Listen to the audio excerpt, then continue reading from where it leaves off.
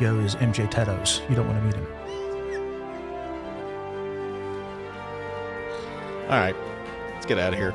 And I never will forget this. We went down there, and I'd been around TV stations, and of course I was already in radio at that point by 2 or 3 years. But we went and watched them do the 6 o'clock news live, and the anchor person was a guy named Nick Miller, and I don't think he lasted in the market very long. Very talented guy. He just went on somewhere else. And we're standing there, watching them do, the news and sports and weather and everything. And he says, that's our broadcast. We'll see you tonight at 11. CBS News is next. Good night, everyone. And then, you hear the director and the camera, all right, we're clear. And he gets up and he walks away from the desk, and he's got a sport coat on and a jacket on, but he's wearing shorts as he walked away from the desk. And I just remember thinking then, because I was always been a news geek. I was always watching TV news when I was like 6 or something. I was like, it's all been a lie. A few shows ago, someone said, where's Hoppy's music? Oh, I forgot about that. Well, you don't have to do that. It's okay. Oh no, I'm doing it because it's not the same song. Oh really? You have a new song? Someone submitted this song. Oh, I hadn't heard. We got a Hoppy song? Can you hear it without headphones? I can. Okay, that's all right. Just go ahead and play it. I'm sure it's wonderful. This is the opening to Hoppy's Obvious Observations. He's hearing it. Brad's hearing it for the first time. Let's do this. I haven't heard it. Yeah, that's what I said. Oh, okay. He's hearing it, and Brad's hearing it for the first time. How is your hearing? I'm sorry, what? Here we go. He's got thoughts that sound brand new, but they're things we already knew. He's got his lip balm ready, heaven knows. Let's make it quick before his bladder blows. It's Hoppy's obvious observations. Hoppy, take it away with your obvious observations. Oh, and Ryan, we talked about this without you on the air yesterday, that you supposedly had the inside track to all the good candy for maybe to stash some of the stuff for us. Only after Trick or Beat. Right. Ryan finds where it is after. I don't mess with the candy supply, but in that brief period where there's candy in the building between Trick or Beat and the Christmas parade, right, I try to keep tabs on where it is. Well, so have you located this? No. Give him time. That's what I'm saying. Give him time. Okay. Right. It's like a treasure hunt every year. I most of the time it's in the room off to the side of the front desk, but sometimes it's been in like supply closets up in the second recording studio near the MetroNews. So sometimes like in the back of the toilet, in the reservoir. He's found them everywhere. So when you find this candy, you'll remember your old pal Dave. No. And your immediate supervisor, Coop, correct? Coop, yes. Yeah. Huntington, you know who they play? Sevier County, yes, Tennessee. That's exactly They've already right, yeah. played one of the best teams in Tennessee in the opener. It's their only loss so far. This is also one of the best teams in the state of Tennessee.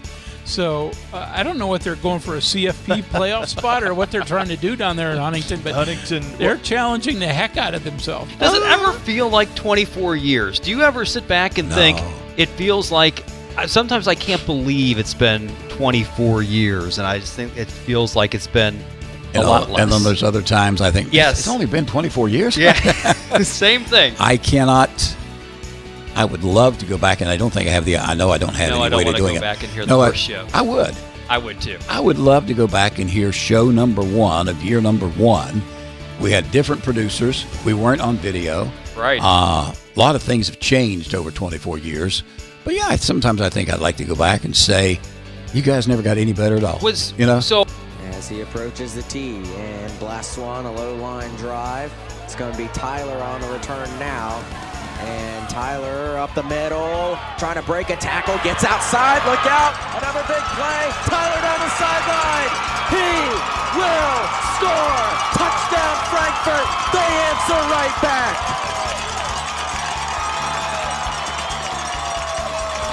I drove home one night, it was around 11:30 on a Sunday night, and I said, you know what, I've been doing this, and I'm tired of doing it. And I felt the program was slipping. I just felt, hey, you know what, it's time for a younger guy. People said, did I miss football? I was busy and I didn't miss it. No, I missed Saturday. I'd go to the game and, I'd just sit up there and kind of wish I going to do this or that. But I didn't miss all day Sunday. I didn't miss all day Monday and all that preparation.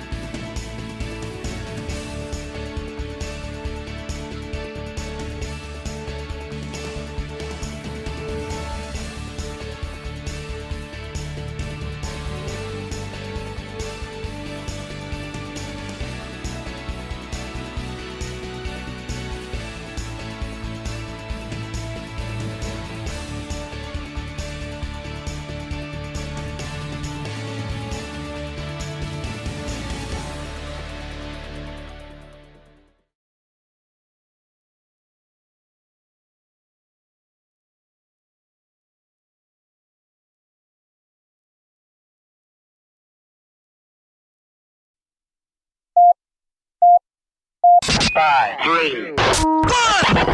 Red 57, Red 57, hot. I don't believe what I just saw. Bill McKenzie kicks a 38-yard field goal on the final play of the football game. 5 seconds left in the game. Do you believe in miracles? Yes! It is a great night to be a Mountaineer wherever you may be. From the home of the state's land-grant institution, inside the Health Plan Studios, in the Dale B. Miller Building in Morgantown, it's time for the state's most listened-to sports talk show. This is the CityNet Statewide Sportsline. CityNet, cybersecurity experts for the digital age. And now, across the state of West Virginia and beyond, Sportsline is on the air. And we welcome you in downtown Morgantown, MetroNews Radio and Television Network studios. It is the Sunday Night Sportsline, presented by CityNet on the 19th day of July, 2026. Travis, and he's back. Coach Hunter is back from his short break. We are a couple Sundays away from the end of July, 6 Sundays away from the annual prediction show, 7 Sundays away from we'll be discussing what West Virginia and Coastal Carolina did on Saturday in the season opener. So I'm going to go hopefully by, not too fast. We don't want to wish the summer away, but I'll be here before you know it. Coach Hunter, welcome back. Thank you. Appreciate it. I got back last Sunday and been rolling ever since. And as you said, football really drawing near, as we're just a couple of weeks away from the start of practice. High school start the first. Yeah, whatever that Monday is. And I believe I've been told the official schedule for West Virginia's practice and media sessions isn't out yet, but August 5th is the presumed start date for their practice sessions. So just a couple of weeks away from that one. So those will quickly arrive. Yeah, high school goes on the 3rd. Yeah, Okay. so NFL camps are about a week from this coming week is when most, depending on the team, but so that some will report a week from Monday, some a week from Tuesday. So it's here. Yeah, really is. I mean, off season is maybe not completely over, but quickly passing by. And obviously for those of us that cover West Virginia, start looking deeply into the questions that West Virginia will carry into the 2026 season. Anything of substance yet that's entered your mind that you're really intrigued about? I mean, everything intrigues you at this point in time, but anything in particular on top of your head? Yeah, I mean, I think you and I have discussed in detail. I think offensively there's some pieces there, certainly to be better than you were a year ago, pretty much up and down the line. The questions lie on the defensive end. And I think you've got the players there. It's just back to the age-old, we say age-old, but it's becoming the annual tradition of how does the whole thing mesh together. Yeah. And that's pretty much every team in the history of, the planet now for West Virginia. It's meshing seems to be the key word, and will be again in basketball season, will be again in baseball season, and so forth and so on. Just one defensive player returns for West Virginia who's ever started a game in a WV uniform. That's Ben Cutter. He started one last year. He'd started more in prior seasons, but just one game last year And that's all that returns in terms of starters who started for WVU. Now, a lot of the guys that West Virginia has, and this is the nice thing, have started football games elsewhere. Yep.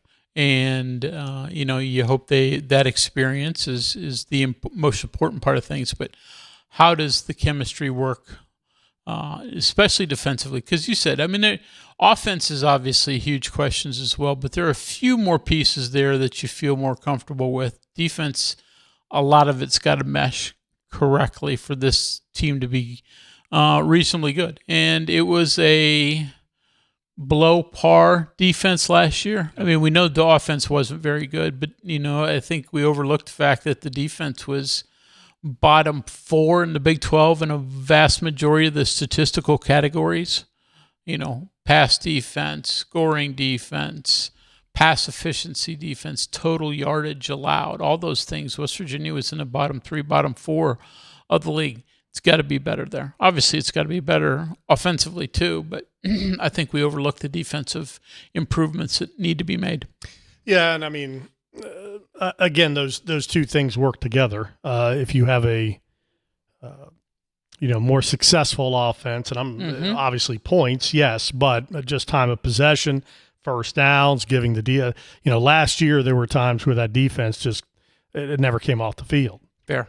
So yeah, very fair. And Rich has talked about that really since last season, how didn't convert on first downs and didn't offensively. Third down conversion rate was poor. The just number of first downs to keep drives alive was poor, and all that led to putting a lot of pressure on the defense. So it all goes hand in hand, even though it is two separate units. But you look at it, and you like to think offensively that the talent is there, that they're going to be improved. How improved, I don't know. Yeah.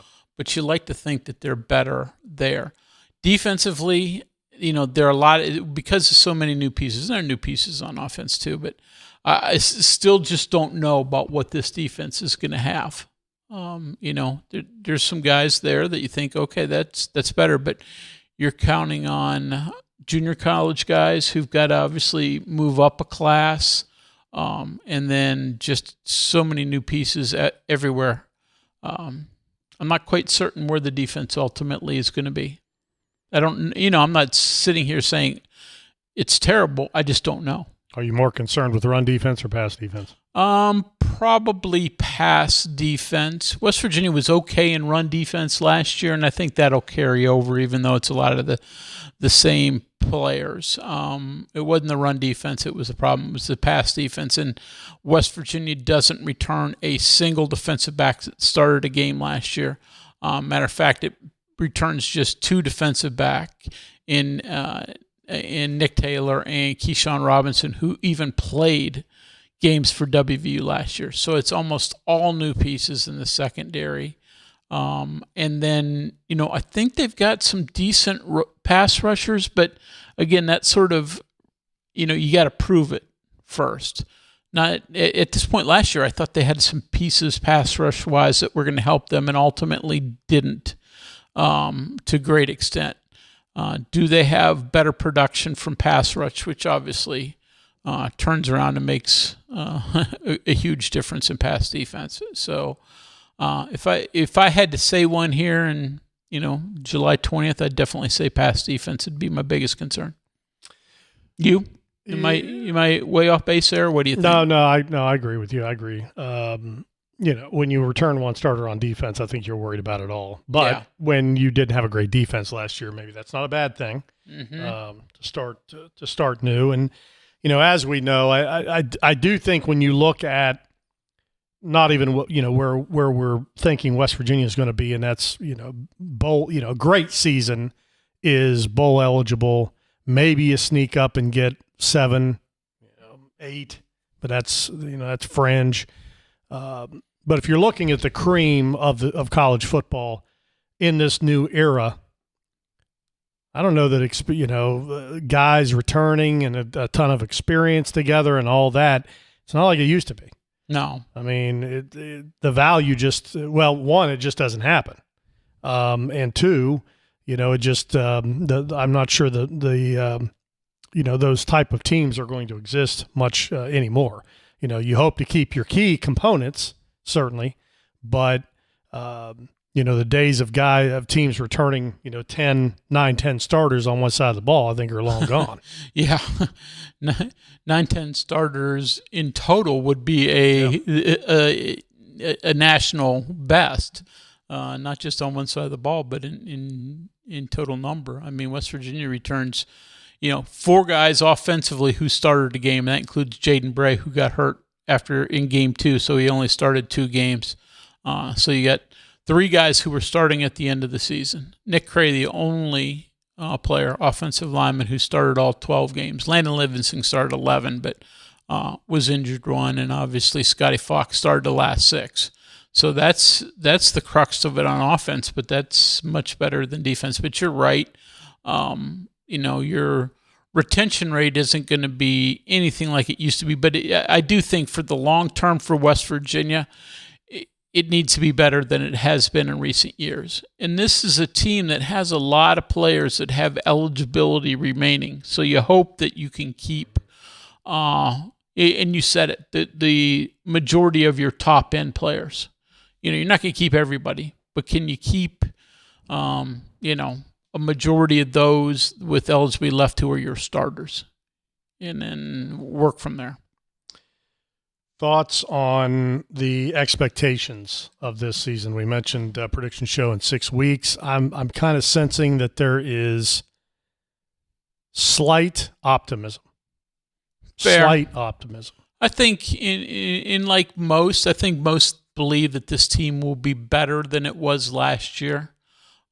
You'd like to think that bar wasn't very high, and you will get better, but how much better? I mean, going from 4, and you said 7 or 8, that's a big leap. I'm not saying it can't happen, but that is a big leap. So can you get to bowl eligibility? I think a lot of, at least the realistic fan, believes that that's a possibility. I'll be interested in our Selection Sunday show. I'm always interested in that because I've said before, fans are fans, but I think the people that we deal with, and the numbers have proven it out, are more realistic than maybe we would give them credit for of where they go. I have to look back at last year's numbers, and they were a little bit optimistic I don't think 4 was certainly the average, but I think it was 6. Yeah. So it wasn't so far off.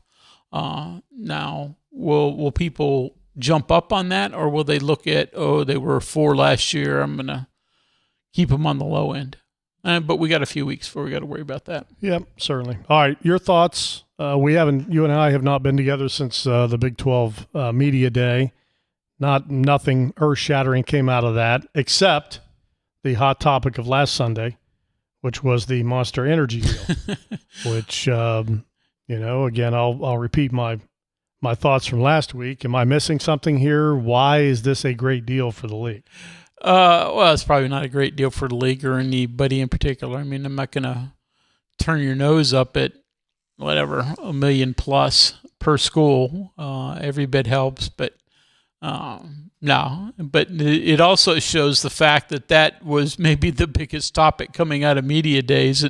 It wasn't a news-filled media day either when a sponsorship deal led most of the headlines. So I'm sort of in the middle. So, okay, found some money first year of the deal. Hopefully it can grow from there. Doesn't bother me one way or the other. There will be more sponsorship deals to be had for schools probably this year, including West Virginia. What I think is going to be interesting is to see what those individual deals look like in terms of monetary value. Yeah, and whether or not when the Monster Energy deal was announced and you started to do the math and it was 1.2 or whatever it ends up being per school, everybody turned their nose up to it. Mm-hmm. But we're not out in the market. We're not shopping these things currently. I think the proof is in the pudding once these schools, do their own uniform patch deal to see what they're getting. Yeah. And then you'll figure out if this was a the bad only one deal or I've not. heard that has gotten one since is BYU has announced one. Entra. I don't even know what the heck it is, to be honest. And because BYU is a private entity, they don't have to announce how much it's worth. I'm sure there'll probably be some leaks eventually. But, is it worth considerably more than the league-wide Monster Energy deal, or what's that worth? But that's what BYU has done. So West Virginia likely will have something. Everybody's going to look to try to gain as much money as they can and supplement the finances, and that's an easy way to do it. But you'd like to get as much as possible. You don't want to sell yourself cheap. I mean, is there a limit? How many, in your mind, can you take here? You probably 2. I mean, one from the league as a whole and one from yourself. I mean, no offense against your boys over at NASCAR, but you don't want your team to start looking like the pit crew, right, with patches all over. So I think 2. And the NCAA may actually have a limit. I don't know what the NCAA rules allow. And that includes not just patches on the uniform, but signage on the court or field itself. Yeah, and I think that was the part of the Monster Energy deal also that was a little baffling, was not only the patches, but then it's the court, it's the field, it's all championships. We call that in the business a value added. There you go. And they really beefed that up. NCAA allows 2. Okay, because I was just looking at the WNBA uniforms, and it looks like they have 3. Okay. So, NCAA allows 2 corporate sponsorships. So, and I guess that's probably doesn't include like the Nike swoosh from the uniform manufacturer. So there'll be another. And I would be pretty confident that West Virginia will have another second one by the time the season starts. And again, is it all of a sudden going to change your whole NIL world? No, but every bit helps. All right, got a break, 6:22. Phone calls, texts coming up. We'll talk a little basketball, too, tonight because it's on the brain. We spent a lot of time this past week discussing this Mountaineer basketball team and this roster. We had a couple of the new additions on Sportsline. We'll hear those back coming up in our second hour. So we're underway on this late July Sunday night. Back in a moment. At the WVU Cancer Institute, our experts deliver personalized care for each patient with pancreatic cancer. We utilize innovative treatments and technology, backed by one of the nation's top 25 robotic surgery programs. From diagnosis and surgery to treatment and survivorship, we're here for you every step of the way. Call 855-WVU-CARE. We are there for you, to care for you at the health plan. We are here for you. For over 4 decades, we've been rooted deep inside West Virginia. Through thick and thin, supporting local families and businesses. Proudly serving your neighborhood since 1979. Your trusted partner in the community. The health plan. We are here for you. Live from the Health Plan Studios, the CityNet statewide sports line returns in 2 minutes on MetroNews, the voice of West Virginia. We are there for you, to care for you at the health plan. We are here for you. The Health Plan proudly supports our active and healthy communities and has been your most trusted carrier for over 40 years. Log on to healthplan.org for more information. We are there for you, to care for you at the health plan. We are here for you. Of course, the LVA was brought into my life because I had a severe heart attack in November of 2024. And then I entered into congestive heart failure. Where he was in the course, we really had to go towards an LVAD. At that point, I was committed. At that point, I wanted to get better, and I wanted to see what this machine was going to do for me. With this therapy, he's thriving, doing well. And not only is he living, he's thriving. You own a boat because you love spending time on the water. Choose the outboard that allows you to make the most of it. Honda Marine's legendary reliability, ease of maintenance, and powerful performance keep you going strong.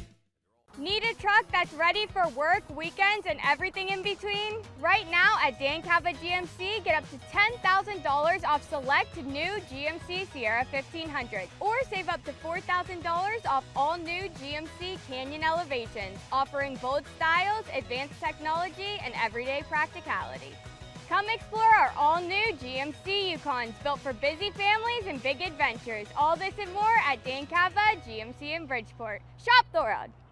The best selection of WVU apparel is at Daniel's Men's Store. Exclusive designs you won't find anywhere else. Stylish, sophisticated, and unmistakably mountaineer. Shop in store or online at danielsofmorgantown.com.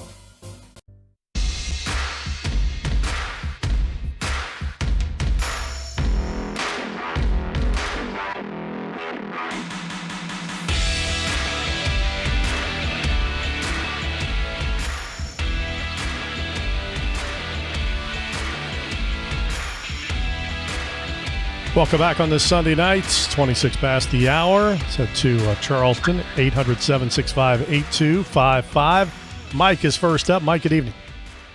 Good evening, gentlemen. How are we doing? Hey, Mike, how are you? We're pretty good. Well, just a quick note. I watched a soccer match. Very exciting finish.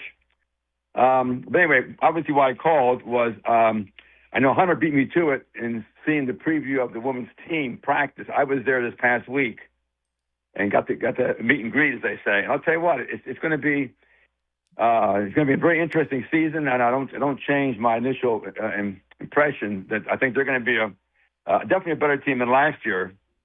He's got big guards in Borders, Mariah Huggins, or Huggins, I guess you pronounce it, and Nala Wilson's a good-sized guard. And I'll tell you what impressive was Zaza Walton is also a very, very big, stocky guard. So they're going to have a lot of depth.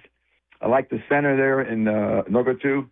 Actually, I think, Hunter, you would agree maybe that this team actually has a true center, whereas last year, no knock on Mimi Wheeler because she did a great job, but she's really a 4 playing a 5. I agree.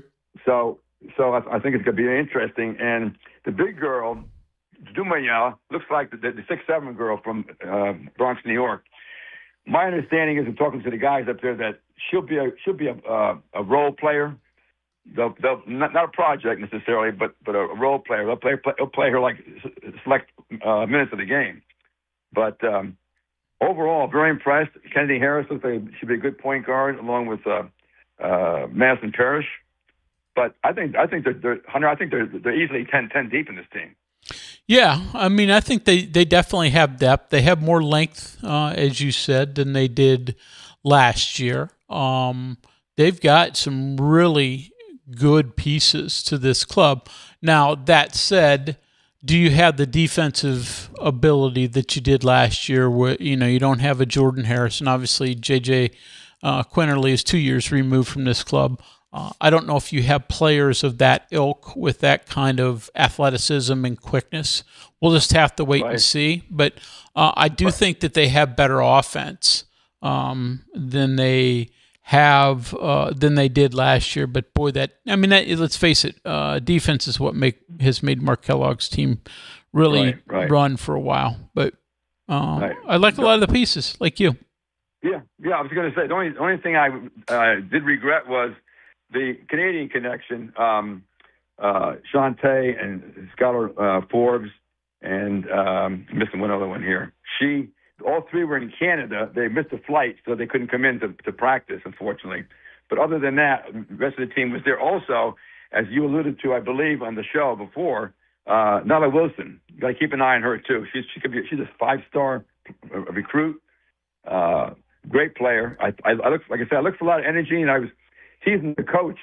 I said, the problem is you only got one ball to go around. We have one basketball. Yeah. It's going to be, you have to get the pieces have to fit. He's got the players there. Now he's got to make the fit. I will say one last thing, though. I think defensively you're going to be surprised because if you remember, Skylar Forbes was recognized in the Big East as the defensive player. Yep. And the coach said that Nala Wilson is very, very good, adept at that. And I think as well as Zaza Walton and Kennedy Harris. So I think we'll have to wait and see how much defense they have, but I'll tell you what, the fact that you got more offense, if it's a 60-40 offense over defense, I'll take it. Yeah, we'll see. I mean, Nyla Wilson and Skylar Forbes, to me, look like they've got a chance to be really elite players for you. I agree. You know, I agree. so the two girls from James Madison also are going to be nice contributors to this club. And then you got length in the middle. I mean, they've got a lot of pieces. Right. I mean, I don't, you know, are they better than last year? I don't know that, but there's not going to be. I don't think expectations should believe that this team's going to have huge drop off, despite the fact that there are only 2 players back from last season. Right, I agree. And then that being said, Gina Cook, of course, is back, and she'll fit in nicely. She has from last year's team. Yeah. But I just think it's not going out on too much of a limb to say that I think they will be a little bit better team. But that's just my opinion, based on the offensive power that they'll have and some height finally, like you said. Mm-hmm. Yeah. That's it. Go. All right, Thanks, Mike. Appreciate it. 6:30. Basketball schedules, Coach Hunter. What do you think? When they come out? Yeah. Those usually don't come out until mid-September. So now, I mean, we've gotten a ton of the pieces so far.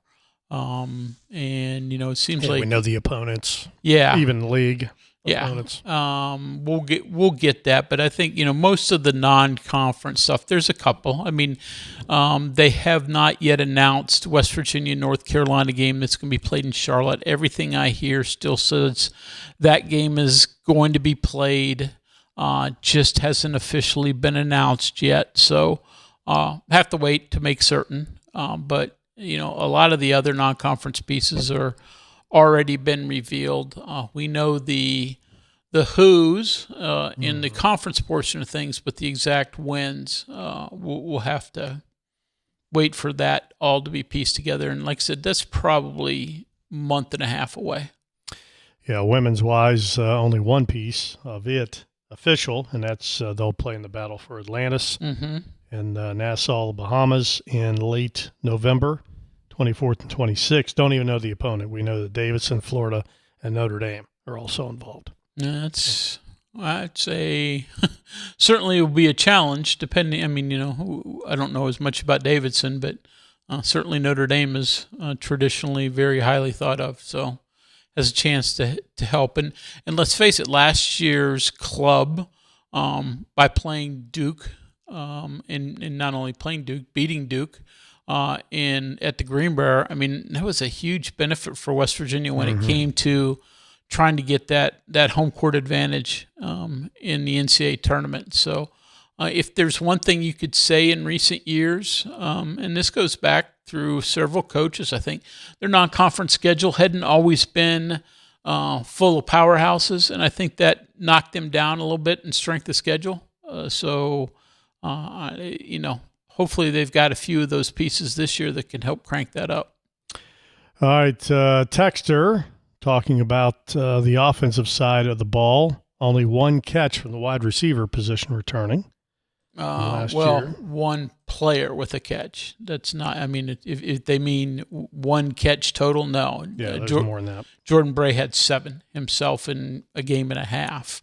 Now he's the only receiver back. Ryan Ward, tight end, also caught, I think, about 6 passes for West Virginia. So depending on what you mean in terms of one person, yes.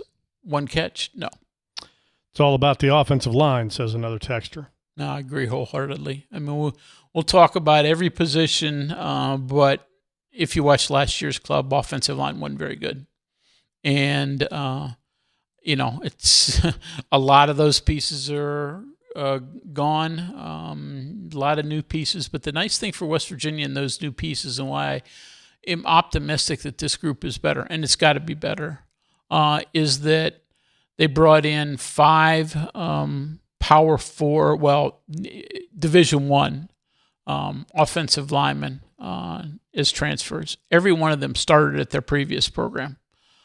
So you believe that this group can be considerably better than last year. Then you have a Nick Cray back, who's, was your best lineman last year. Landon Livingston returns. Malik Agbo returns.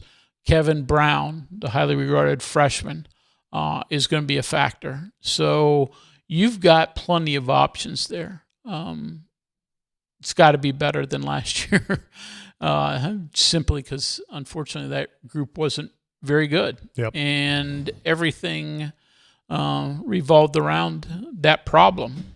And, it didn't help that the running back core got just decimated by injuries, but offensive line wasn't good enough. And if it's not better this year, this whole offense is going to struggle again. But I think it's better. Texter says, I love WVU. My excitement for WVU football is at an all-time low. After the last 8 seasons, I've been snake bit. I think 6 wins will be difficult to get. Yeah, I mean, it's understandable. You're getting to the situation now where you need to see it on the field first before you expect it. Hey, guys, basketball question. Any truth that Brennan Lorian actually being eligible for another season and playing for the Mountaineers, or is that a non-story? It's a possibility. We're now seeing a lot of these lawsuits come out with the NCAA's 5-for-5 rule. I think everybody knows the whole story by now. And players that used up their eligibility as of this last spring were not grandfathered into this new rule. And a Brennan Lorian would be a player that, if the rule went into effect prior, would get an extra year and would be eligible this coming season. Well, a lot of players around the country have taken the NCAA to court to try to get that additional year. And so far, a lot of them are winning these suits. If so, Lorient would get another year. Doesn't mean he has to have it suspended at West Virginia, but I think there's a good possibility that he would. So it's not a non-story. It is definitely a story. Can't promise you anything will happen one way or the other, but it's something to keep an eye on. When do you think you kind of feel like some players are waiting for others to sue first and see what happens before they join? Is that the feeling you're getting? Probably. I mean, there was a group of players out of Ohio, a couple at Cincinnati and Xavier specifically, that sort of took this to court initially, and they've already been granted a preliminary injunction. And there are others that are following suit. And I just saw California. Of course, we had the Marshall. There's a group of Marshall athletes that have done it. I haven't seen Lorient actually involved with this, but I think everybody's sort of thinking, well, if these are granted, all of them will just be awarded that extra year whole swoop, and you don't really need to be a part of the lawsuit. It's got to happen quickly. I mean, relatively quickly. I mean, it's like I said, it's July 20th. Schools will start at most colleges in a month, little less. So those players need to be able to find a home, even if it's their old home or if it's an entirely new home. They have to have an opportunity to make a search and get there. It's going to be hard enough now because their roster spots a lot of them are filled. We know a lot of the NIL money is already spoken for. Yep. West Virginia does have a roster spot available. You're allowed 15. They have 14 on their roster right now. Where their NIL situation is and rev share situation is, I don't know, because that's always put behind a curtain. But for Brennan Lorient, you'd find what you could to try to keep him. But he may also have an opportunity or desire to go elsewhere. Somebody else may have a better, offer for him. Yeah, I mean, correct me if I'm wrong. I've not seen anything back to him saying that this would be, something that he'd be interested in. Yeah. Right? I mean, he could. Yeah. But we don't know that he will. I think, you know what? I mean, reading between the lines a little bit, like a Trace and Eagle staff, and again, we know that you're allowed to, or the NCAA has opened the door for others, but Trace and Eagle staff has played in the NBA Summer League. I guess that doesn't necessarily make him ineligible to return for college, but Trayson would have a 5th year under this rule left as well. Brennan Lorient purposefully has not, waiting to see what's going to happen out of this situation, from what I understand. So we have to wait and see. We don't know, but it is a possibility, and keep it in mind. Yep, as you said, something we would have to. We'll know fairly soon here. Yeah, it's got to happen. The sand is running through the hourglass. Greg in Lake Norman, will Monster Energy reciprocate the Big 12 branding their name by branding and distributing Monster products as the official energy drink of the Big 12 Conference? Who knows? They may be customizing their cans with labels using all different Big 12 teams. I see this happening all the time with pro sponsorships of pro teams. If so, then this might make the deal much better than it appears on the surface than what we know right now. Let's see how this all plays out first before we condemn it. True. I don't know. Got to see what they do on their end. You're younger than I. Do you remember? I've never been a beer drinker, but the only beer cans collected were a set of Iron City cans that had the Steelers on it, and they also had some Mountaineer cans. These were like late 70s. You remember those? I have one. You have one? Yeah. Yeah. So it's unopened. That's my memory. I don't think I'd open and drink it now. It's probably not real good any longer. Yeah, I don't think so. Texter, NCAA rules don't seem to hold in any other cases. Label them up like Ricky Bobby. If you ain't first, you're last. Great show. Yeah, I mean they've not had much luck in court. No. Not that it's gone.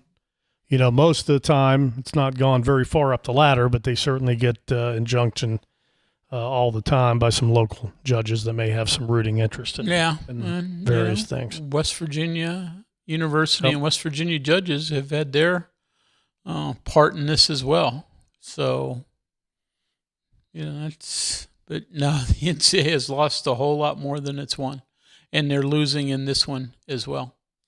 All right, when we come back, I'm going to ask you, what is your vibe on this basketball team so far? All right, we'll do that in 3 minutes. Be right back. Hey, this is Brad Howe for your local internet provider, CityNet. Fiber is now at your front door and even in rural areas and communities across West Virginia. Thanks to broadband expansion funding, your tax dollars helped make it possible. And CityNet turned that investment into real connections for local families and businesses. Now, you can get blazing fast fiber internet with free installation, free equipment, no long-term contract, and local customer support that's always close to home. Don't settle for slow or no internet for another day. When it's high-speed internet you need, CityNet.net connects, protects, and perfects. We are there for you, to care for you at the health plan. We are here for you. For over 4 decades, we've been rooted deep inside West Virginia. Through thick and thin, supporting local families and businesses. Proudly serving your neighborhood since 1979. Your trusted partner in the community. The health plan, we are here for you. Live from the Health Plan Studios, the CityNet statewide sports line returns in 2 minutes on MetroNews, the voice of West Virginia.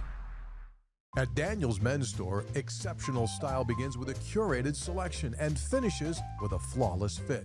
When it's time to buy a suit, Daniel's is here to make sure yours is one of a kind. Discover tailored suits you'll only find in-store at Daniel's. In 1914, the same year the first commercial flight soared and the Panama Canal opened, Greer Industries was born. Herbert and Agnes Greer began in Morgantown, West Virginia, striking the first pick into the limestone formation that would become the backbone of one of the state's great industrial legacies. From the roads we drive on, the buildings we build, and the communities we serve, Greer Industries has been delivering quality for decades. At Greer Industries, we've been improving lives for more than a century.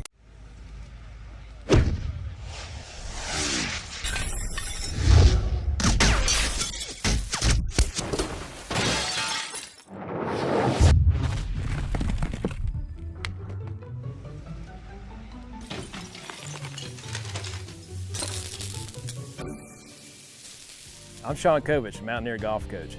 When disaster strikes your home, business, or golf game, call the restoration company the Mountaineers call. Panhandle Cleaning and Restoration. For For over 20 years, Dan Cava Toyota World has been more than a dealership. We're family-owned, community-focused, and committed to taking care of our customers long after the sale. Our commitment doesn't stop when you drive off the lot. With factory-trained technicians and a service team you can trust, we're here to keep your vehicle running at its best for years to come. So when it's time to get your next vehicle, choose the dealership that's been serving the community for generations. Visit Dan Cava Toyota World in Fairmont. Shop the world. I had a severe heart attack in November of 2024. And then I entered into congestive heart failure. We really had to go towards an LVAD. And not only is he living, he's thriving.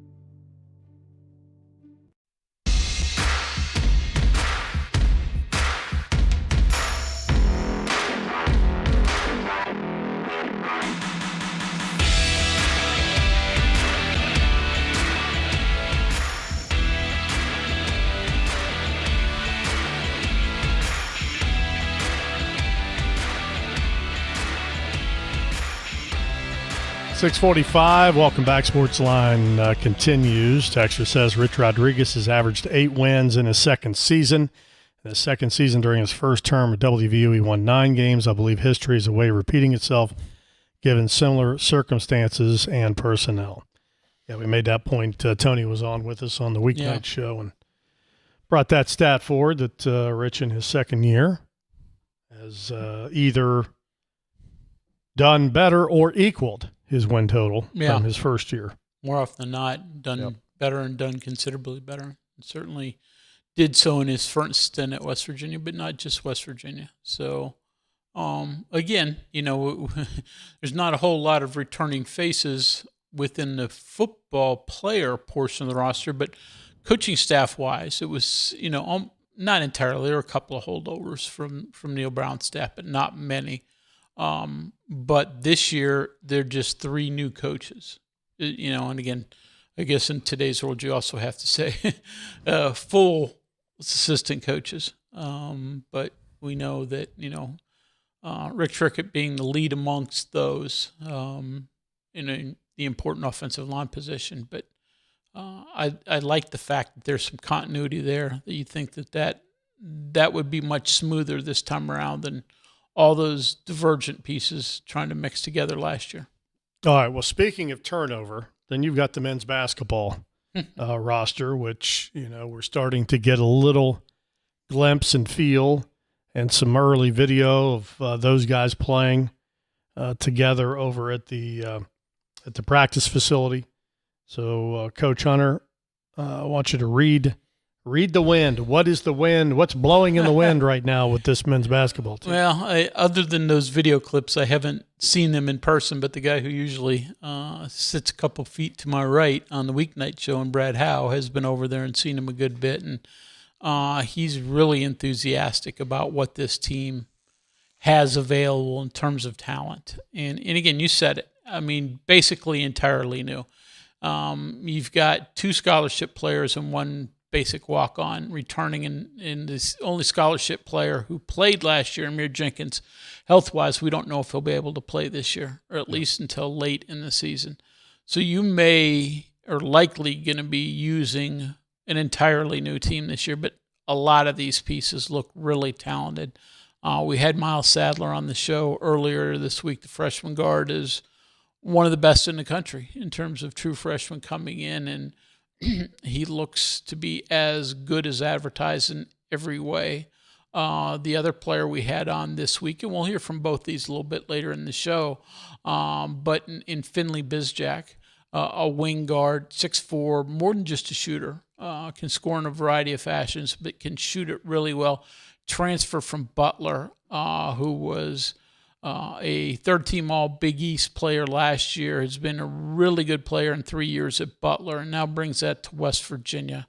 Then you've got some length inside, likes of which West Virginia probably hasn't had at this level in a while. And again, they've had big kids in the past, but certainly Mo Silla, the transfer from Georgia Tech, who was a 5-star kid coming out of high school a couple years ago, and then Amadou Sini, a 7'1" center freshman coming out of Bella Vista Prep in Arizona, which is a school where Miles Sadler's from. That's been a connection to several of the players coming to West Virginia, but those are just a few. But it certainly looks like this team has the talent to be very competitive within the Big 12. I'm not saying they're going to win this league. I mean, we know how good this league is, but West Virginia, with all the new pieces they had last year, including coaching, finished in the upper half of this league. And this team looks on paper better than last year. Does that mean they're 3rd, 5th, 7th? I don't know, but I think they can be a very nice team. Brad, giving you any indication on, and it may be too early, stylistically how this team will be, particularly offensively? Much different than last year. Last year was a team that concentrated on defense. They just weren't incredibly athletic. Obviously, Honor Huff was their offensive threat and shooting. This year with Sadler and then with many of the other players, but especially Sadler pushing it, this team's going to run, and they're going to run a lot. They're going to be very quick getting up and down the court, and they're going to utilize that speed to their hopefully benefit. Where they are defensively on the perimeter remains to be seen, because, again, that was a team that turned out to be very good defensively. Didn't necessarily have a big shot blocker, but now they have that. So the back end of their defense looks like they've got a couple of really good and significant pieces. Out front, still to be seen if they have that as well, but it's going to be a much different style offensively. At least that's what it appears, according to Brad. Just because, again, Sadler will be a big part of that, but he just sort of is the lead guard in that. The rest of them fit into what he does as well. Those bigs can really run. All right. Well, November 2nd. Yeah. Coming. And, earlier and earlier every year. Yep. They've been in town for the most part since the beginning of June, working out, back in now. They'll take a little bit of break here after a while before classes start in August. But a lot of these players, a couple of times they'll bop out for a short period away, but for the most part, they've been in Morgantown going through practice sessions since June. So that helps them become accustomed. It's not like the old days when you got together for the first time on October 15th. Yep. They've been out there working out for a month and a half now. Changing gears, last weekend was the Major League Baseball draft. Mm-hmm. West Virginia had a handful plus of players drafted. Again, with the NIL the way it is today, some of the guys on the back end of the draft, may return, make a little money in college. But your general thoughts on, was that West Virginia's losses for next year following the draft about what you expected? Yeah, actually, the guys that were drafted, a couple of them who could have come back were draft eligible, but also had a year of college eligibility remaining. Wasn't a surprise. A Dawson Montes and a Max at Yale, most specifically, and both ended up signing. I guess the good news for West Virginia is that utility player Armani Guzman really let it know. He was not drafted, but he had let it known that he was going to return to WVU, and thus the major league teams just passed on him in the draft. But he's a guy that everybody saw last year can be a real dynamic player for West Virginia, both offensively and defensively.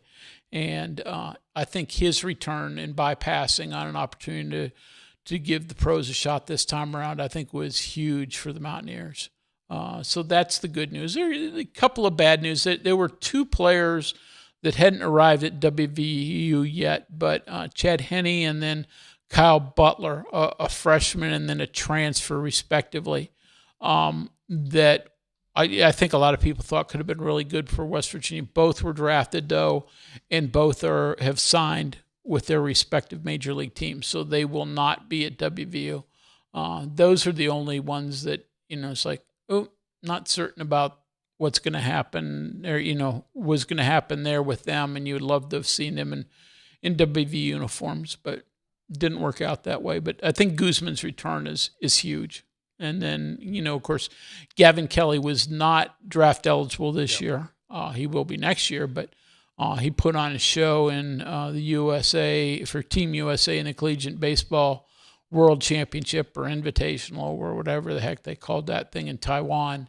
Really hit well there, and he'll be one of the top draft choices next year. So you got him, you got Guzman, you got Matt Einish amongst your position players returning, Tyrus Hall. And all of a sudden you go, okay, 4 position starters and a couple of really high-end pitchers as well. You feel pretty good about what you've got coming back for next year from a team that made it all the way to the College World Series this year. There's no saying they're, guarantee they're going to duplicate that. That's hard to do, but that still should be a really good team next year. All right, we'll take a break. 6:55, Sportsline continues after this. Hey, this is Brad Howe for your local internet provider, CityNet. High-speed fiber internet is probably at your front door, and now's the time to connect. Your tax dollars helped expand broadband access across West Virginia, and CityNet makes it real. More rural communities in West Virginia can finally get the high-speed internet they deserve. With free equipment, free installation, no contract, and local support you can trust. So whether you're streaming, working, gaming, or running your business, CityNet delivers the speed and reliability you need. When it's high-speed internet you need, citynet.net connects, protects, and perfects. We are there for you, to care for you at the health plan. We are here for you. For over 4 decades, we've been rooted deep inside West Virginia. Through thick and thin, supporting local families and businesses. Proudly serving your neighborhood since 1979. Your trusted partner in the community. The health plan, we are here for you. Live from the Health Plan Studios, the CityNet statewide Sportsline returns in 2 minutes on MetroNews, the voice of West Virginia. We're Panhandle Cleaning and Restoration, and we're gonna save you. We've got it down to a science, an absolute state of art. We do it all, restoration, cleaning, and reconstruction. When disaster strikes, just pick up the phone. We're Panhandle Cleaning and Restoration, and we're gonna save you. For over 20 years, Dan Cava Toyota World has been more than a dealership. We're family-owned, community-focused, and committed to taking care of our customers long after the sale. Visit Dan Cava Toyota World in Fairmont. Shop the world. Of course, the LVA was brought into my life because I had a severe heart attack in November of 2024. And then I entered into congestive heart failure. Where he was in the course, we really had to go towards an LVAD. At that point, I was committed. At that point, I wanted to get better, and I wanted to see what this machine was going to do for me. With this therapy, he's thriving, doing well. And not only is he living, he's thriving. The best selection of WVU apparel is at Daniel's Men's Store. Exclusive designs you won't find anywhere else. Stylish, sophisticated, and unmistakably mountaineer. Shop in store or online at danielsofmorgantown.com. You own a boat because you love spending time on the water. Choose the outboard that allows you to make the most of it. Honda Marine's legendary reliability, ease of maintenance, and powerful performance keep you going strong. And they're all backed by the peace of mind protection of the industry's best limited warranty. Visit your Honda Marine dealer today and find out why it's more than an engine. It's your time on the water.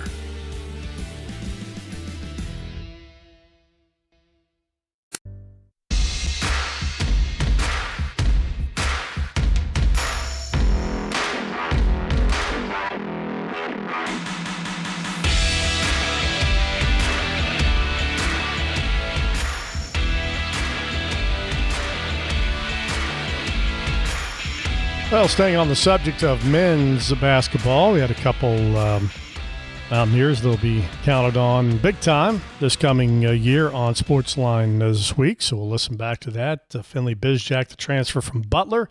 But first, we start out with the freshman sensation, Miles Sadler, was in with Greg and Brad back on Wednesday night. I'm good. All right, busy day up there in Canada. You got some stuff going on, don't you? Yeah, it's a little NIL media thing right now, so I like it. I mean, I'm just going through it. I like it. All right, well, good work. All right, let's dive in here. Let's talk. You've been in Morgantown now for a little over a month, so give us your first impressions. And let me phrase it this way: if you had to describe Morgantown in one sentence so far, your experience in the first month, what would that one sentence be about Morgantown? It's been very beneficial.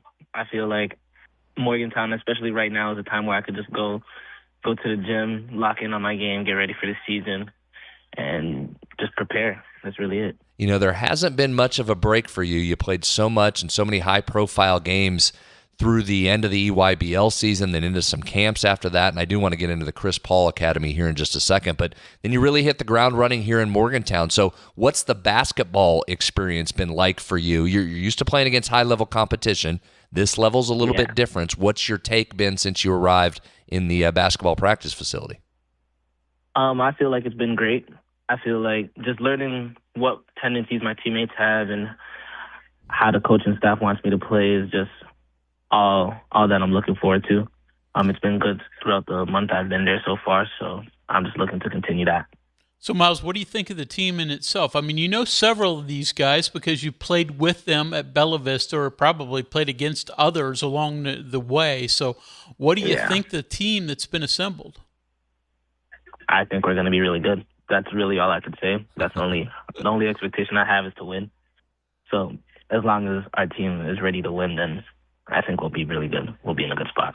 Talking with Mountaineer freshman basketball player Miles Sadler. All right, let's talk about a couple things here, and I want to hear it from you. So you were on with us on the podcast, and we specifically talked about your foot speed, your end-to-end speed, and you said you'd been clocked at 4.3. Well, I've said to the folks listening, I've watched you. I've been over there practice a bunch. I'm not sure you're not faster than 4.3, Miles. You scoot up and down the floor. So that's number one. We can talk about your speed. But I've been blown away, and I know you're not because you played with him. I've been blown away at Seeney's ability to get up and down the floor, number one, his speed and his athletic ability and his agility, 2, and 3, dude doesn't get tired. He just runs a big frame to be dragging up the floor all the time. So tell us a little bit about that, the speed in which you guys have been going, led by you, and then Seeney's just ability to run up and down the floor at 7'3". Yeah, I feel like everyone who's at West Virginia now, like, come from schools and places where they're used to playing fast. So I don't think playing fast is going to be a problem for us. And then with Senior, it's like he's really made in a lab. I don't understand how someone at that size can move the way that he does and run the way that he does. And really, he doesn't get tired. So I knew it for about a year now. So I'm glad that you guys are just now seeing it. And yeah, I'm sure that it will be on display all year. So, Miles, what about defensive adjustment? I mean, you guys are just scratching the surface right now of what Ross Hodge is going to want. But defensive adjustments for you, are you having to learn different things, or is this, just more of the same for you? It's a lot of similarities, definitely a little bit of differences. But, I mean, I'm used to adapting, and I feel like our defense is going to be there, especially with the amount of length that we have on this team. Shot blockers and just bigger guys. I feel like we'll be a good defensive team and a good defensive group this year as well. Yeah, I agree with you. There is length all over, not just Sini and Mosilla that I want to talk about here in a minute, but when you talk about Sannon and Traore, you've got some length on the wings as well. Exactly. Let's talk, Miles, let's talk about defense for a second. That's a good point that Greg brings up because Ross is such a defensive-minded coach, and it's such an important part of what he wants to do system-wise.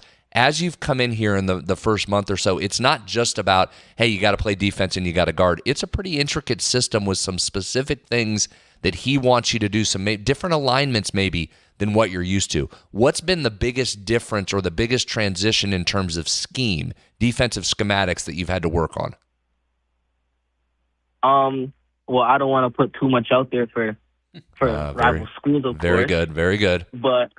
But, you know, like our closeouts, making sure that we're getting people off the line is one of the bigger things. So that's pretty much one thing I have to adjust to. Okay, that's very good. How about getting over the top of screens? Do you feel like you're going to see more screens at the point of attack than maybe you did in high school, or is that how you're used to playing defensively? I mean, I'm used to seeing screens, especially playing prep basketball. It's the closest thing you can get to college when you're at that level. So definitely getting over screens. We're learning different coverages, and all stuff like that is really what I'm just trying to hone in and learn. How would you describe yourself as a defender? Tough, hard-nosed? We've seen a variety of guys, but how about you? I feel like I describe myself as like more of a pesky kind of guy.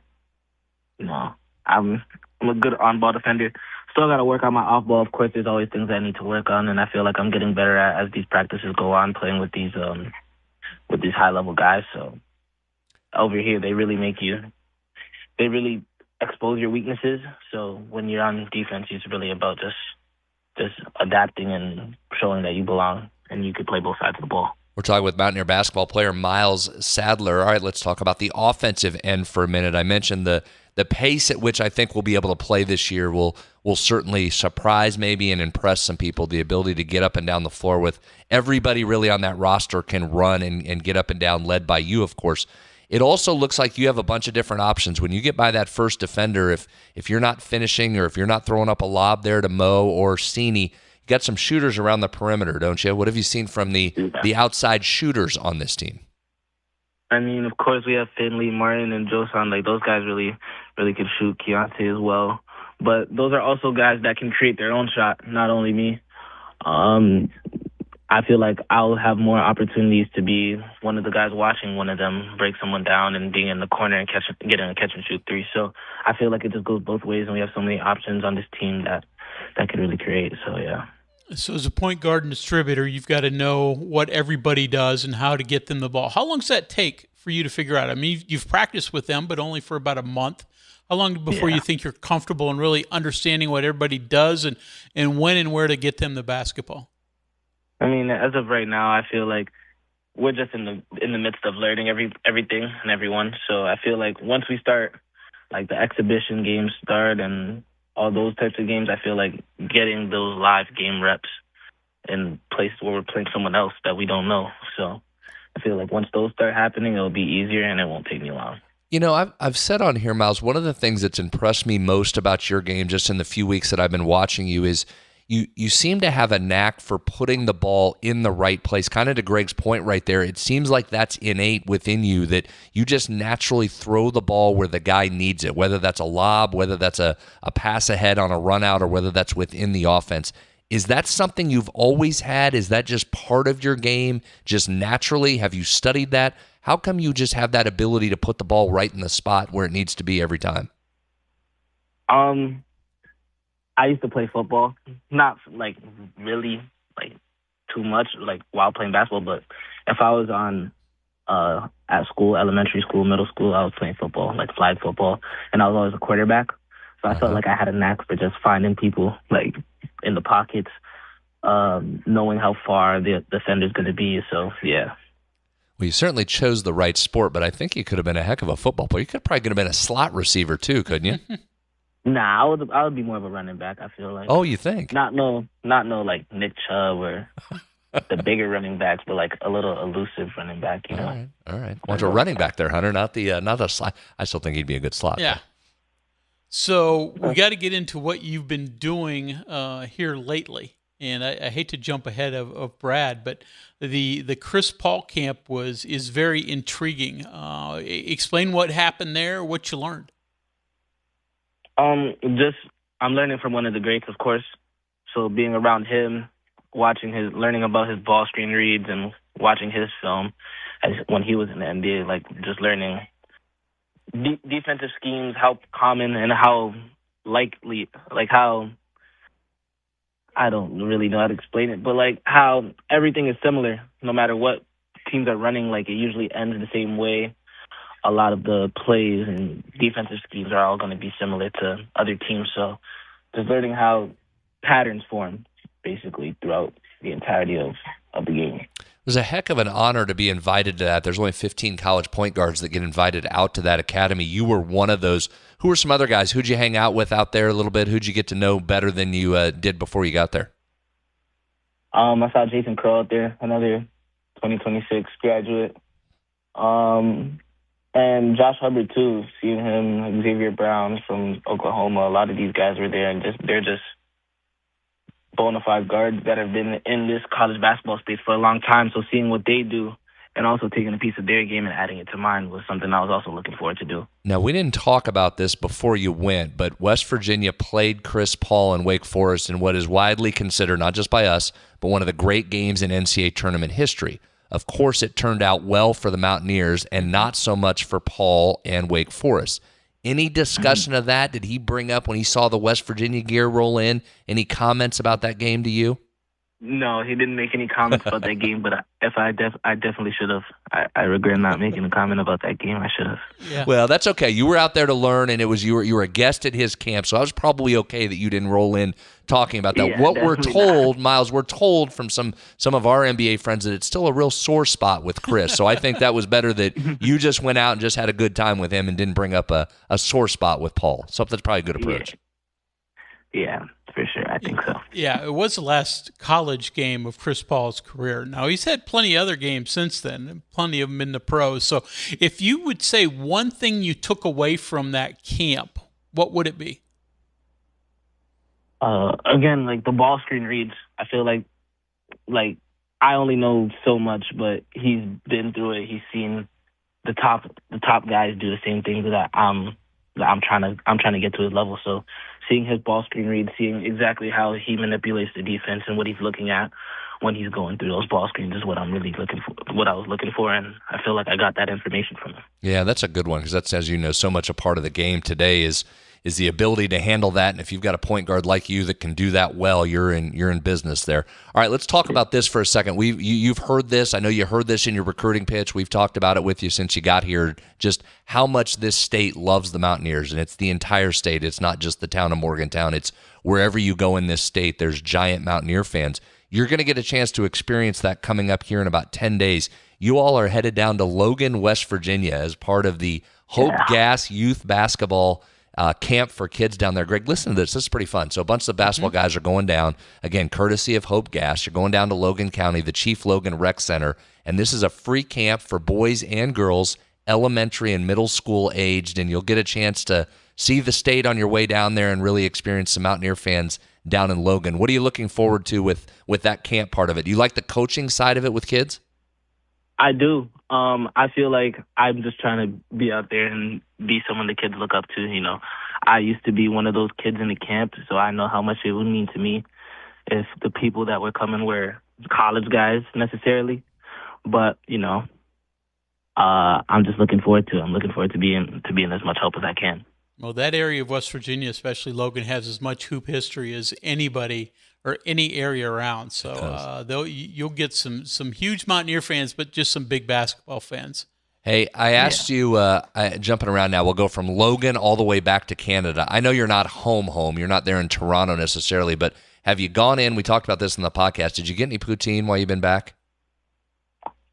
And I feel like it's been a disservice that I haven't had any. Oh. There's nothing around here. I'm in Montreal right now, so there's nothing around here. You can't get poutine in Montreal? This is not my area, so I really don't know. And they speak French out here. I don't speak French at all. There's a lot of problems. All right. Well, we got to get that fixed. I know you're not there for long, but we got to get that fixed. You're back in your home country. You got to get a little poutine. And if you get it, please take a picture and text it to me if you would. I'll live vicariously through you. Understood. I got you. All right, my man. Yep. We'll let you get out of here. We know you got a bunch of stuff to do, so thank you for taking a break from all your responsibilities and joining us a little bit. We'll see you when you get back, and certainly look forward to hearing about the Hope Gas basketball camp down there in Logan next week. So have a good trip. We'll see you at the end of the week, okay? Thank you. Yes, sir. You guys have a great day, too. All right, Miles. Thanks, man. All right, there's Miles Sadler from the Sportsline earlier this week. When we come back, we'll join his new teammates, although a veteran guy. The transfer from Butler, Finley Bizjack, joined us this past week. We'll listen back to that when we return. Hey, this is Brad Howe for your local internet provider, CityNet. For years, rural communities in West Virginia waited for reliable, high-speed internet. Now, fiber is most likely at your front door. Public investment helped build the opportunity, and CityNet delivered the service to homes and businesses just like yours. With free equipment, free installation, no contract, and local support you can count on, switching to fiber has never been easier. Fast downloads, smooth streaming, better connections for work, school, and everyday life. When it's high-speed internet internet you need, CityNet.net connects, protects, and perfects. We are there for you, to care for you at the health plan. We are here for you. For over 4 decades, we've been rooted deep inside West Virginia. Through thick and thin, supporting local families and businesses. Proudly serving your neighborhood since 1979. Your trusted partner in the community. The health plan. We are here for you. Live from the Health Plan Studios, the CityNet statewide Sportsline returns in 2 minutes on MetroNews, the voice of West Virginia. You know CityNet is West Virginia's leading technology company. Whether we're managing IT infrastructures, protecting the critical data and networks of our region's businesses, or providing fiber broadband, TV, and phone services, we are your go-to experts. We're also a strong partner in the communities in which we serve. CityNet, your trusted technology partner. Learn more about us, visit citynet.net. At Daniel's Men's Store, exceptional style begins with a curated selection and finishes with a flawless fit. When it's time to buy a suit, Daniel's is here to make sure yours is one of a kind. Discover tailored suits you'll only find in store at Daniel's. I had a severe heart attack in November of 2024. And then I entered into congestive heart failure. We really had to go towards an LVAD. And not only is he living, he's thriving. You own a boat because you love spending time on the water. Choose the outboard that allows you to make the most of it. Honda Marine's legendary reliability, ease of maintenance, and powerful performance keep you going strong. Need a truck that's ready for work, weekends, and everything in between? Right now at Dan Cava GMC, get up to $10,000 off select new GMC Sierra 1500, or save up to $4,000 off all new GMC Canyon Elevations, offering bold styles, advanced technology, and everyday practicality. Come explore our all-new GMC Yukons, built for busy families and big adventures. All this and more at Dan Cava GMC in Bridgeport. Shop the world. Download MetroNews Television on your iPhone or Android. Search MetroNews Television in your app store. Create an account today to get alerts and watch all live and archived content. Download now.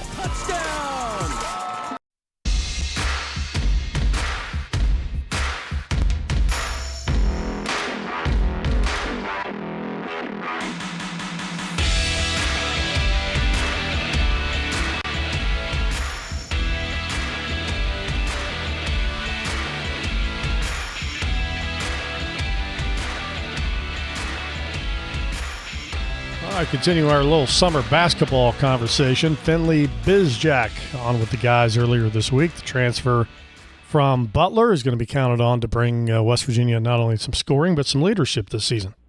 How's it going? Nice to be here. Thank you for having me. Yeah, appreciate you making some time for us. Let's start here because I've been wondering this about you as I've been watching you at practice. You have probably... You and Michael Hawkins, quarterback for the Mountaineers, you're in a battle for best hair as a Mountaineer athlete. But I've been surprised, no headband or hair tie for you. You just let that flow at all times? Yeah, it's kind of a superstition thing where, like, I play better the longer my hair is. And so we just kind of let it ride, let it be free. Very good. I like the superstition. I buy into that, too. When was the last time you got a haircut? It'll be 2 years this August. Do you trim it at all, or is it just straight let it flow? I clean up the sides, but all the length is just like I don't touch it. I don't mess with it at all. Awesome. Right, Hunter, elite hair. Yeah, elite hair I've from Finley. seen the pictures, but look forward to seeing it flow while you're going up and down the court. All right, now we've got the hard hitting questions out of the way, so now we'll get into some of the basketball stuff. Let's talk a little Morgantown. You've been here now for a couple months. You had a chance even to get over and catch the baseball team in action at Kendrick Family Ballpark. So just overall, your impressions about Morgantown now that you're here, based on maybe what you knew about Morgantown, if anything, before you arrived. And I didn't know a single thing, but like the life and like culture and community here is so strong. Like everyone really loves West Virginia here, and like going to the baseball games with some of the managers, and like it's just seeing how like the managers felt about like all the like sports, like how they talked about baseball and football, and just everything here is so tight-knit, and like everyone really loves this place. I can tell. Lifestyle for you different? You grew up in the Dallas-Fort Worth area, went to college for 3 years at Butler in Indianapolis, so all of a sudden now you're in a smaller college town. What's your lifestyle like now in comparison to the past? Well, I'm someone who really normally doesn't do a whole lot. I love my personal space and like kind of being to myself. So this place has kind of been perfect because it's allowed me to go try different food spots around the area and just kind of like be more to myself. And so it hasn't been that hard to transition other than not being next to as many friends anymore. Now, this is a little bit difficult of a town to find your way around in, right? There's no real straight roads here. How are you doing navigation-wise? You doing all right knowing your way around? I'm doing all right. I think the other day I accidentally took the exit to Washington, Pennsylvania instead of Fairview to get back to my apartment. And that took me off course about 15 minutes, which I did not expect. But other than that, it's been pretty good. It's definitely been different, though. Yeah. Well, if you can find your way around all those spaghetti highways in Dallas-Fort Worth, you can manage anything, because that thing always confuses me no matter how many times I'm there. Oh, yeah, I know exactly what you're talking about. That's so true. Speaking of Texas, growing up in Texas, did you play other sports? Were you a football and baseball guy at any point, or always just basketball? Yeah, I'm super fortunate to have known what I've wanted to do every single second that I've been alive on this earth. I've always wanted to be a basketball player, and so I didn't really go play football or baseball or anything. I just always wanted to be a basketball player. So I've been very, very to it since as long as I can remember. Where'd that come from? How did you know that, and at what age did you determine or know right away that was the sport for you? I think my mom kind of instilled it in me, being that she played at San Diego State. But other than that, like, she put a ball in my hands and it was like love at first sight. Like I couldn't get away from it. It's like my place of peace now. So it sounds like you come from an athletic and competitive family. As you said, your mom played at San Diego State. Your stepfather played football at SMU. You got a younger brother, it looks like, who's a quarterback at a D3 school. So, I mean, was it competitive growing up, or was it always known that everybody in the family was going to be athletic? I don't know if it was always known, but it was a very super like competitive house. Like there was no game that could be played that wasn't like ending in fights or people were like frustrated that they lost. And so it was a super competitive household, but like it's definitely built me into who I am today, because now there's nothing that really interests me that if it's not competitive. Like I just want everything I want to do, it has to have a scoreboard involved so that way I can like actually enjoy it. Well, you're in a perfect spot here with Coach Hodge and this staff, and we're talking with Finley Bizjack, Mountaineer basketball player. Let's talk about Ross here a little bit for a couple of questions. First and foremost, growing up in that area, not too far from where North Texas was, where Ross spent a number of years, were they on you at all? Did they recruit you coming out of high school? Did you know about Ross at all, even back when he was an assistant? I didn't know a whole lot about Coach Hodge. Phil Forte, though, had recruited me at his former schools, and so I knew all about UNT just because of like a lot of their players and like people that I just knew through like just being a Texas kid. And so, I mean, I grew up going to UNT basketball camps, and so I obviously knew Coach McCaslin while he was there. Yeah. But never Coach Hodge. But yeah, I definitely I'm like 15 minutes from UNT, so I have a very strong connection there. Do you tell Forte all the time that you're a better shooter than he was? I don't tell him directly, but whenever I do shooting drills, I'll look at him sometimes and see what he's thinking. Very good. Very good. So describe, you've played 3 years at Butler and were really productive in that time. What is your game like for those who haven't seen you yet? Man, I'd like to say I'm a scorer. I naturally love scoring the basketball. I don't think there's a better feeling on earth to me. But I try my best to be a winner and be a playmaker and help others as much as possible, but also mostly just put the ball in the basket. Well, that's good, right? We need people that can put the ball in the basket, and so far in what I've seen of you, you're absolutely able to do that. But I think score is a good definition of you. You're a great shooter, obviously, but you can put it on the deck and get in and hit the mid-range. You can handle and initiate the offense if you need to. As you've mixed in with this particular group, and I know it's new and we're only 5 or 6 weeks into this and you're still getting to feel out what the strengths are of this team, but it looks like there's a bunch of different athletes, a bunch of guys that can do what you just said, put the ball in the basket. How do you see that role? How do you mix into that? What's the best way to involve yourself with all these different guys when it doesn't have to just be you as the only scorer on this team? Yeah, it's very different for me because coming from Butler, I think I was like the main scoring option, and like that was like we were riding and dying with how I scored the ball. And so because I'm surrounded by so many talented guys like Miles and Seydou and Javen and Mo and Josan and Martin, and the entire team is just such the best team I've ever played on. And so I don't have to do as much offensively, and I think that helps me pour into defense and how I can be better defensively and just kind of playing off the ball more. And whenever the ball does come my way and I have to make a play, I still get to make it. So it's been a lot easier for me for sure. That is interesting because it does free you up, and it must be nice to play with guys so it's not just you having to carry the load there. But I also imagine that's a period of transition for you, right, where you didn't have to think about shooting it or necessarily what your role was before. Is that what this early season is for you, is just getting used to playing with other guys that can score it as well?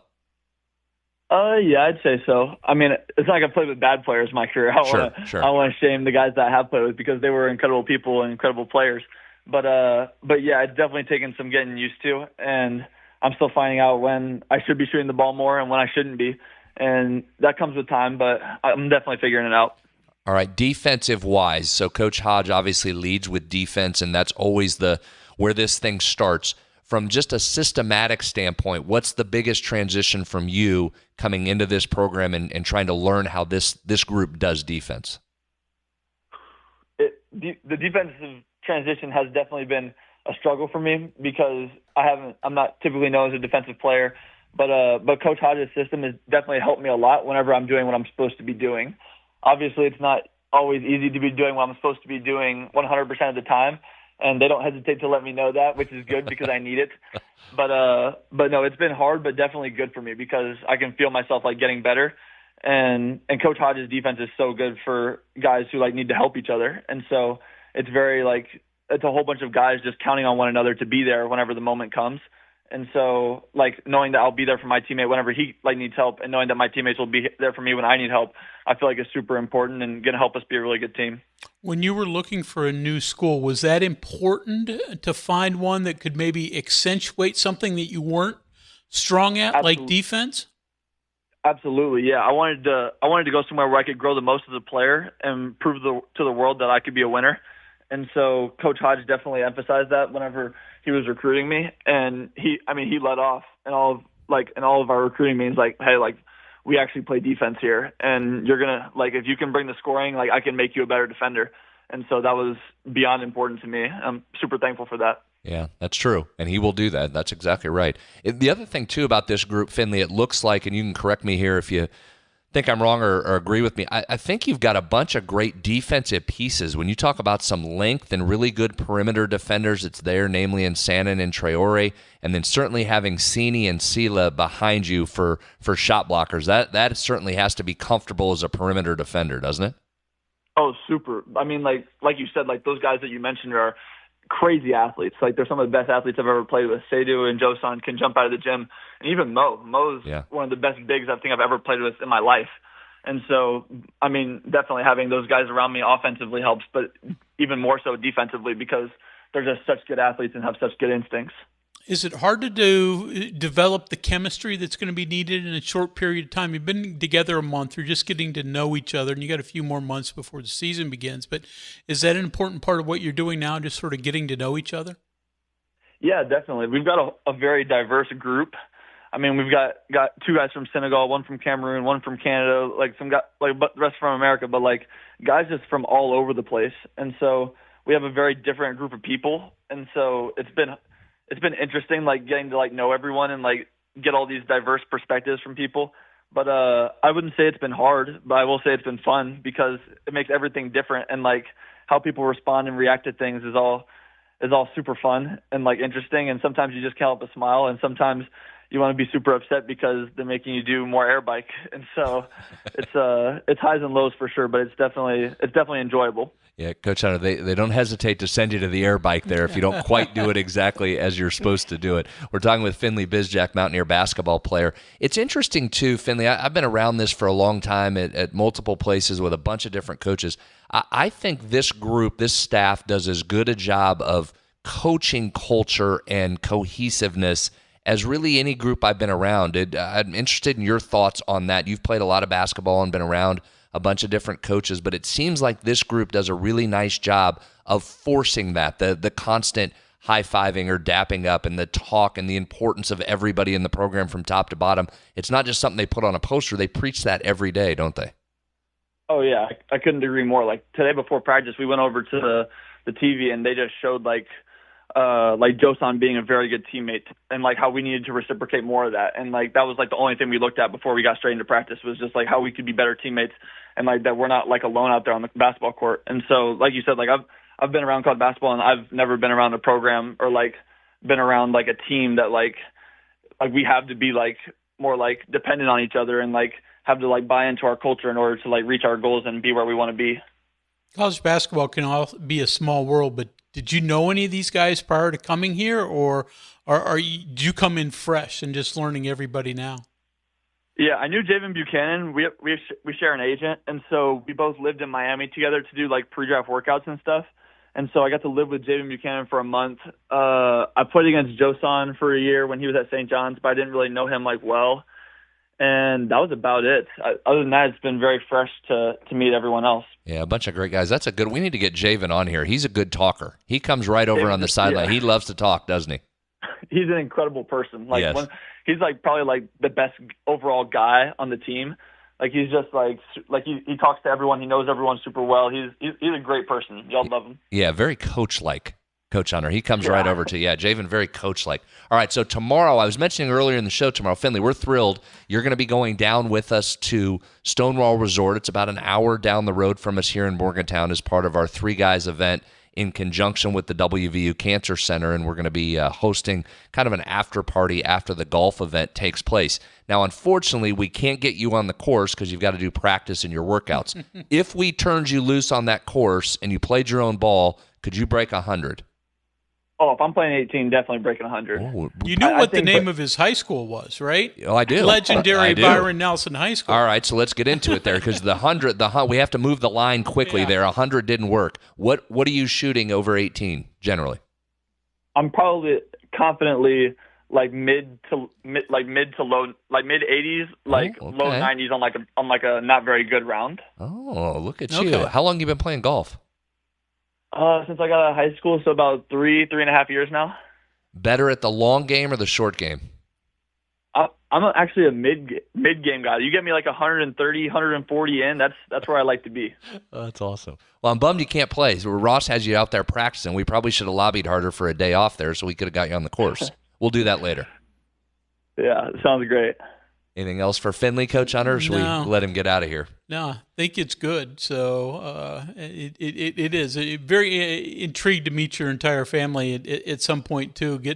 Your stepfather had 165 catches at SMU, so he obviously was athletic.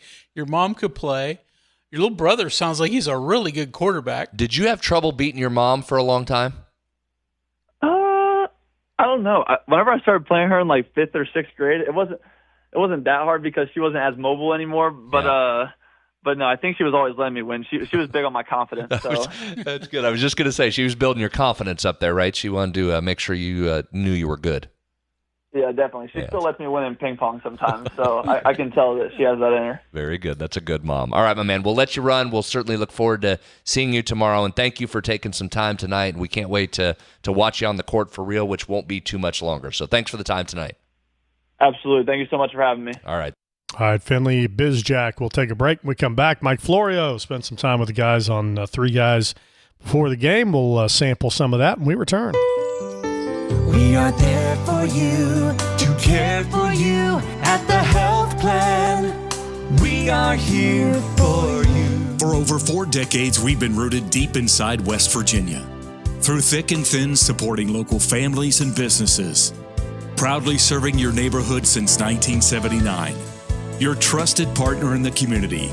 The health plan. We are here for you. Hey, this is Brad Howe for your local internet provider, CityNet. Fiber is now at your front door and even in rural areas and communities across West Virginia. Thanks to broadband expansion funding, your tax dollars helped make it possible. And CityNet turned that investment into real connections for local families and businesses. Now, you can get blazing fast fiber internet with free installation, free equipment, no long-term contract, and local customer support that's always close to home. Don't settle for slow or no internet for another day. When it's high-speed internet you need, CityNet.net connects, protects, and perfects. Live from the Health Plan Studios, the CityNet statewide sports line returns in 2 minutes on MetroNews, the voice of West Virginia. Leading the efforts to build a stronger West Virginia, the High Technology Foundation has a proven plan to strengthen and diversify our state's economy. The I-79 Technology Park's high-capacity infrastructure continues to attract advanced federal operations that are driving economic growth. This keeps our young, educated residents in the state and brings West Virginians home. The High Technology Foundation, building a stronger West Virginia. Learn more today at WVHTF.org. The best selection of WVU apparel is at Daniel's Men's Store. Exclusive designs you won't find anywhere else. Stylish, sophisticated, and unmistakably mountaineer. Shop in store or online at danielsofmorgantown.com. For over 20 years, Dan Cava Toyota World has been more than a dealership. We're family-owned, community-focused, and committed to taking care of our customers long after the sale. Our commitment doesn't stop when you drive off the lot. With factory-trained technicians and a service team you can trust, we're here to keep your vehicle running at its best for years to come. So when it's time to get your next vehicle, choose the dealership that's been serving the community for generations. Visit Dan Cava Toyota World in Fairmont. Shop the world. You own a boat because you love spending time on the water. Choose the outboard that allows you to make the most of it. Honda Marine's legendary reliability, ease of maintenance, and powerful performance keep you going strong. Of course, the LVA was brought into my life because I had a severe heart attack in November of 2024. And then I entered into congestive heart failure. Where he was in the course, we really had to go towards an LVAD. At that point, I was committed. At that point, I wanted to get better. And I wanted to see what this machine was going to do for me. With this therapy, he's thriving, doing well. And not only is he living, he's thriving.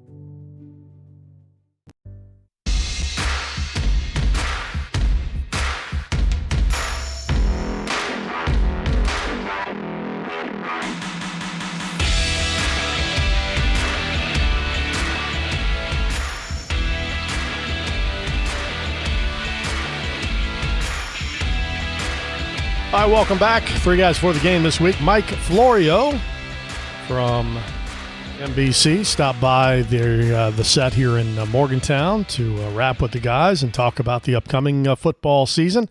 Mike was asked what he thinks will be the biggest storyline heading into this year's NFL 2026 season. There are many pressing storylines. There isn't one that stands out above the rest. There's incredible turnover in the coaching ranks. In the AFC, so many contenders have new head coaches. Zach Taylor is the dean of the coaches in the AFC North. He's the only one that survived. And if he didn't have a buyout for this year, he probably would have been fired too. It would have been a clean sweep, 0 for 4 with veteran coaches in the AFC North. But look at the pressure on the Buffalo Bills. Immense pressure on the Buffalo Bills. Immense pressure on the Baltimore Ravens, even with a new head coach. What are the Steelers going to be without Mike Tomlin? I think they're going to find all those people that like, let's get rid of Tomlin when they lose 2 or 3 in a row. They're going to find out. They're going to find out. He's your new work partner. They're going to find out what life is like without Mike Tomlin. Because I think Mike Tomlin spent a lot of time covering up a lot of warts in that organization. We'll see. But I think we're going to find out. And so there's all these different pockets of which way is it going to go? Right. You got the Chiefs with Patrick Mahomes coming back from injury, and they didn't make the playoffs last year, and a lot of people are overlooking them. You've got the Seahawks, who look like every Super Bowl champion looks like they're unstoppable. Could they pull it together again? They got a new offensive coordinator. Who knows? Second year with Sam Darnold at quarterback. Who knows? The MVP of the Super Bowl, Kenneth Walker's gone. That's going to affect the running game.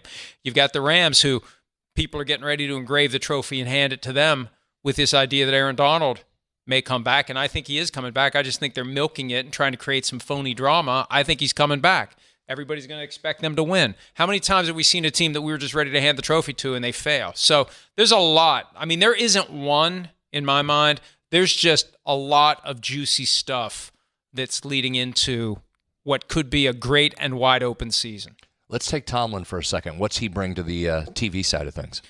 Well, I can give you my one example of being involved with him in an NBC capacity. May the 11th or 12th was and it's always the Monday right after Mother's Day.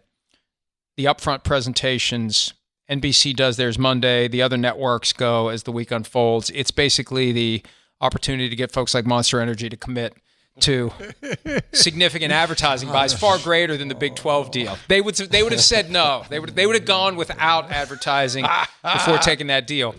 And we had a meeting, and we always have a meeting in the late afternoon before there's a dinner where we have to go and schmooze and act like we want to be there. Although I do want to be there. It's just we have to act like we want to be there. But Mike Tomlin was in this meeting and he was talking, and anytime he talked, is the old E.F. Hutton bit. Like everything he said was incredible. And I'm sitting there thinking on 2 or 3 different things he said, man, I hope he says this into a microphone. Oh, I hope he says this into a microphone. And he said a couple of things that he probably won't be able to say into a microphone, but if he is that guy, that's always the test. And you can tell right away if somebody who has been a coach is truly not going back versus a guy who's trying to keep a foot in that boat, because you won't get the same candor from the guy who's still trying to keep doors open and bridges unburned. Right. So, and look, and if Mike Tomlin is that guy, I'll say so, but I don't think he's going to be that guy. I think he's going to be the rare example of a head coach who's done, who knows he's done, and who doesn't care about getting a bunch of awkward phone calls and possibly, I would have liked to go coach the Bengals, but now they're pissed off at me and I got to work through that. When John Gruden's the best example. When John Gruden started on Monday Night Football, I thought this is going to be great. It's going to be Chucky, and he's going to be dropping F-bombs, and they're going to be bleeping him out, and he's going to be pissed off at everyone. And it's like, where'd he go? Well, he was trying to keep his avenues open. Go coach. Because I may be coaching these guys. I may be working with these coaches. I may be working for these owners. I may be working in front of these fan bases. I can't say anything that may piss anyone off. And I think Mike Tomlin's not going to. Think he's done. Not going to worry about that. Man, I think he's done, but I don't know. Because he can say I'm done, and he hasn't told me that. But the way I read the tea leaves, I think he's done. But once you start into a season and the train starts rolling without you after it's been such a big part of your life for all those years, you thought you were done, and then you realize maybe you're not. Sure. Mike, you were one of the few prominent NFL journalists who were willing to report on the potential conflict of interest involving then athletic reporter Diana Rossini and Patriots coach Mike Vrabel. And you got criticized by a lot of people. They said you were engaged in tabloid journalism, sensationalism, rumor, etc. You stood your ground, and obviously you proved to be right and ahead of the curve in covering the story. And eventually, NFL reporters, they couldn't ignore it after a while. So talk about that, why you were on that early and why you felt journalistically it was a story and what you went through personally. And look, I appreciate that. And what I go through personally doesn't matter because I've grown a thick enough skin that I don't care. As Charles Barkley says, as long as the check shows up on the 15th and the 30th of the month, I don't care what they say about me. But before I got dragged some for covering it, I was getting dragged for not, because I wanted to let this thing play out. I remember when the photos first surfaced on a Tuesday afternoon in April, I'm looking at the article, I'm looking at the photos, and I'm like, okay, I don't know what to do with this. And it wasn't until I noticed at the very bottom of the story on the New York Post website that there was a comment from Mike Vrabel, there's a comment from Rossini, there's a comment from The Athletic. It's like, well, if they've commented on it, then that is enough to get this thing moving. But early on, there was a lot of speculation, there's a lot of chatter, and it wasn't until she resigned and he spoke about it publicly, and the New York Post had photos from March 11, 2020, the day all hell broke loose with the pandemic, of them in a bar in Tribeca in New York City. And those had a different feel altogether than the first wave. The first wave, the whole... figuratively and literally? Well, they just, it looked like a couple. The pictures, everything but the interlocking fingers didn't look like a couple. The interlocking fingers, I think, was the thing that caused a lot of people to say, well, this isn't just a couple of guys hanging out talking about football. But, I'll give you an example of how I got dragged. The topic came up on PFT Live. And Chris Sims knows some things, has heard some things, and I always am trying to be careful for him. I don't want to get him in trouble by giving him a platform and a runway to say something that is going to possibly cross a line that he's not aware of. And he was close. And he was starting down the path because I know what he knows and what he can't say. And I knew he was starting to venture toward maybe saying something that could have been a problem for him. And I said, quoting from the great Star Wars, the original, Episode 4, stay on target. Stay on target. And he's like, what are you talking about? And he got pissed at me. And it created this clip that was viral, and people were giving me a hard time. And again, as long as the checks show up, I don't care. And so that was early. Right. And so I got dragged for that. Like, I'm trying to, and it morphed into that you were quelling the story. I got Chris Sims fired from Football Night in America because he tried unsuccessfully to go down a path that I told him not to go down. And I try to get people to understand how stupid some of these things are. When you get some of the accounts on Twitter that want to aggregate and sensationalize, folks, I didn't reach through 400 miles and slap a muzzle over this guy's mouth. He's got a podcast. He could have talked about it. He's got a Twitter account. He could have talked about it. He's got an Instagram page. He could have talked about it. In that moment, I was trying to keep him from starting down a path that could have been a problem. And you know, people believe what they want to believe. So that was even before I started to cover it. But once it looked like something that needed to be covered and there was some meat there was something to analyze there. Which was what? Well, I think it was this awkward situation between the New York Times and the Athletic, because the New York Times, which purchased the Athletic back in 2023, it has applied its very high journalistic standards onto the Athletic. And it is very difficult to live up to the highest of journalistic standards as crystallized by the New York Times. And once it became clear, all you had to do was read the standards.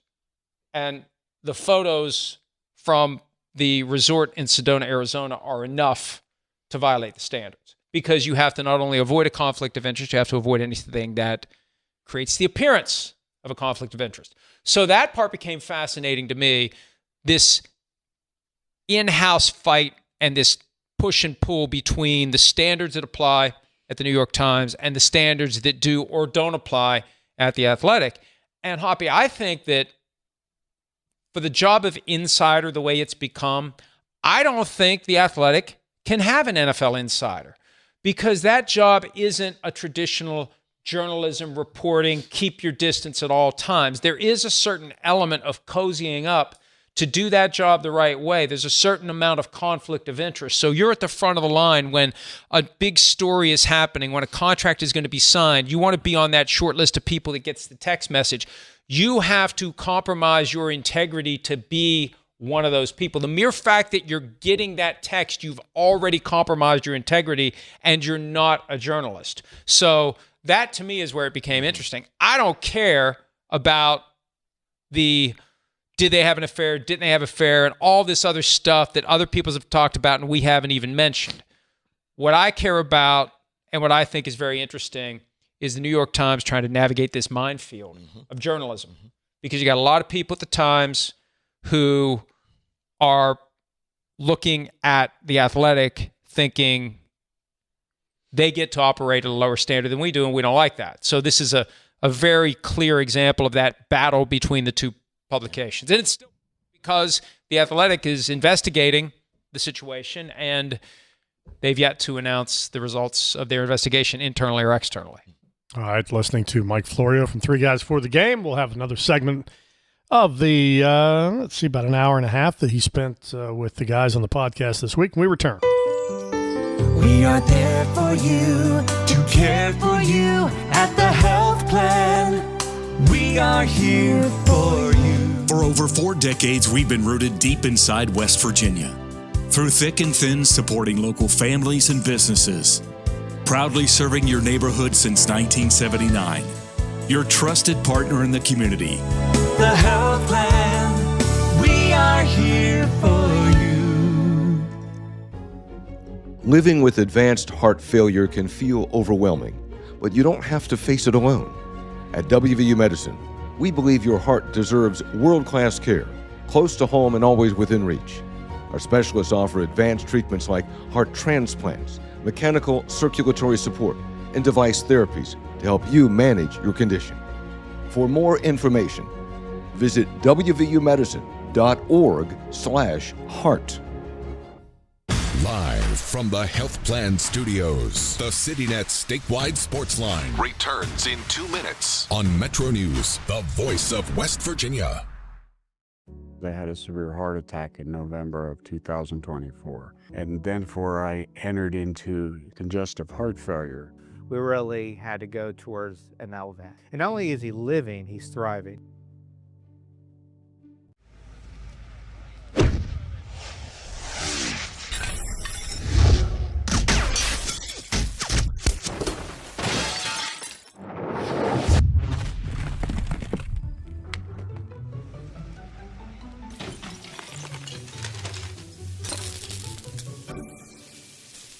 I'm Sean Kovich, Mountaineer Golf Coach. When disaster strikes your home, business, or golf game, call the restoration company the Mountaineers call. Panhandle Cleaning and Restoration. For over 20 years, Dan Cava Toyota World has been more than a dealership. We're family-owned, community-focused, and committed to taking care of our customers long after the sale. Visit Dan Cava Toyota World in Fairmont. Shop the world. You own a boat because you love spending time on the water. Choose the outboard that allows you to make the most of it. Honda Marine's legendary reliability, ease of maintenance, and powerful performance keep you going strong.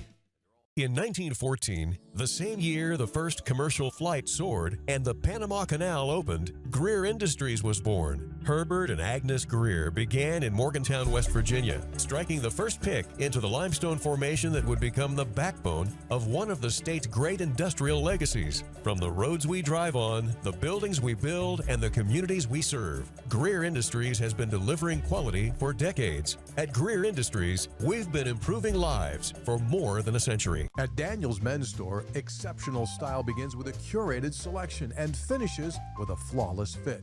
When it's time to buy a suit, Daniel's is here to make sure yours is one of a kind. Discover tailored suits you'll only find in-store at Daniel's.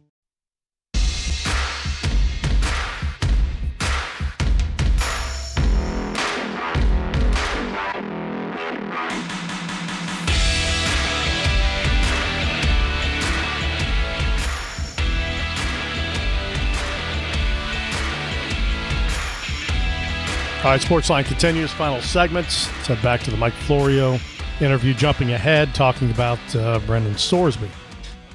The way the Sorsby thing was resolved didn't solve anything. It just kind of kicked it to next year. And right. Okay. It was a pound of flesh. There was this perception there needed to be a punishment. And this was the pound of flesh that everybody wanted from this kid. Where I'm headed, though, is to the legislation. You and I texted back and forth on that. And I thought that the framework of the bill, which is, and there's several, but the one that's getting most attention, was fundamentally sound. Not perfect, but fundamentally sound. And you texted back, said, well, but it doesn't take into account the players and their voice. And that's a valid point. Brad has made that point too, and I agree with that. But there's been a lot of people that just say, it's not going to pass, it's not going to pass, it's not going to pass. Today, there are college presidents in Washington talking with senators, and these aren't presidents from the SEC or the Big Ten, that are trying to get this thing moving. I mean, isn't it better, Mike, to get something moving and get a framework in place to get an antitrust protection for the NCAA, to get some of these rules in place, to have some standardization? So rather than everybody saying, well, there's no chance for this to pass, try to pass it and try to make it as good as possible. Shouldn't that be the right approach? Let's focus on the term antitrust protection for a moment. Oh, here we go. And the NFL has an antitrust exemption for its broadcast rights, and some would say that maybe the time has come for the NFL not to have it.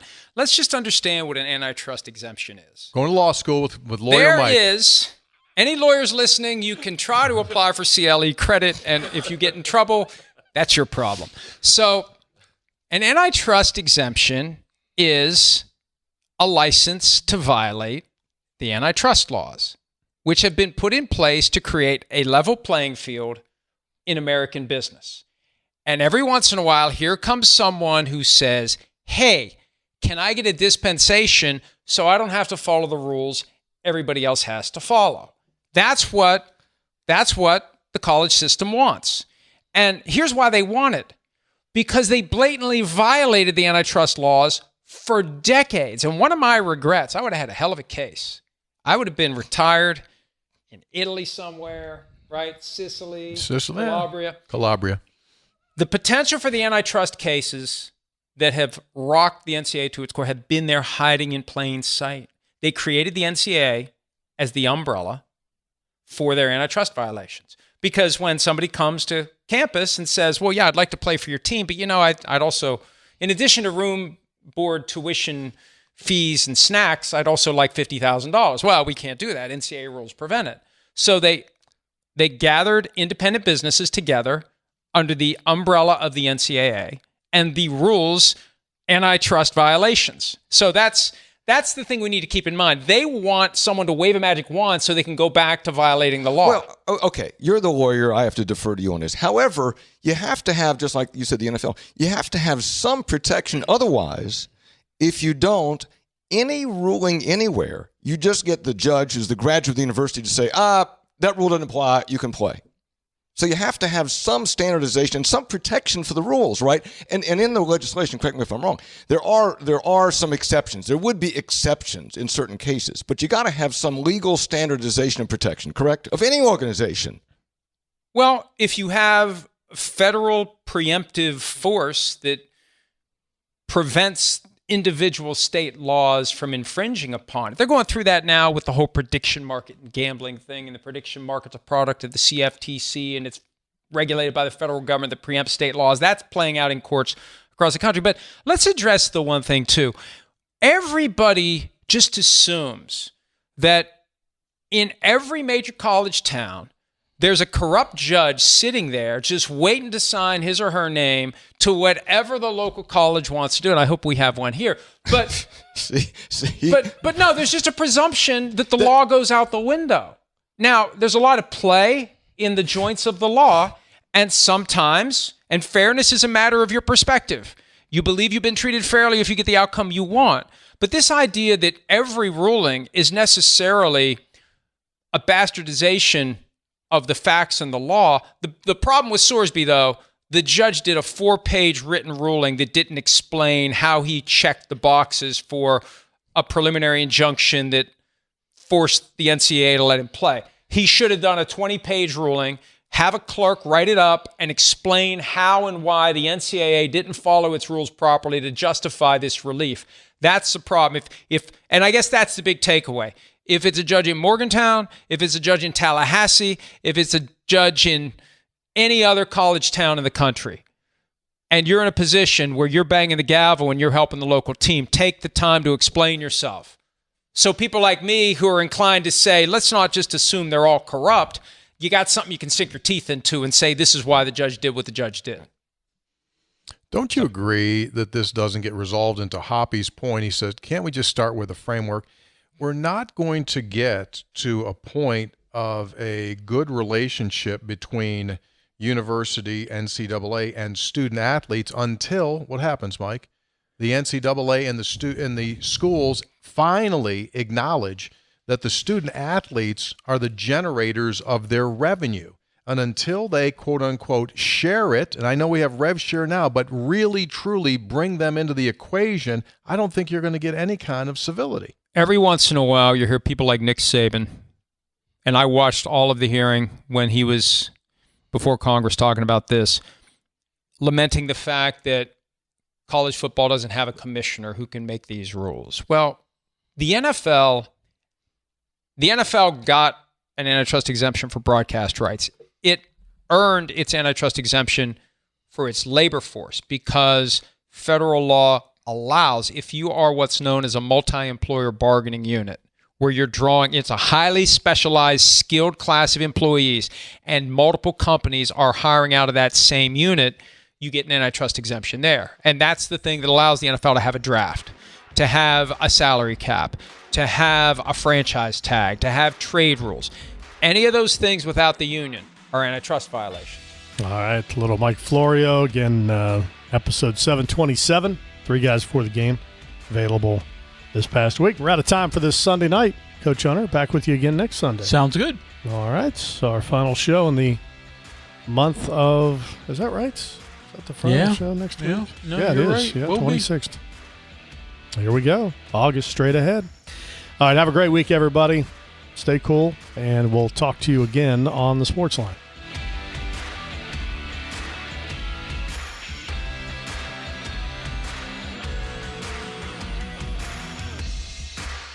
From the Health Plan Studios, the CityNet statewide Sportsline is an exclusive production of the MetroNews Radio Network. All rights reserved.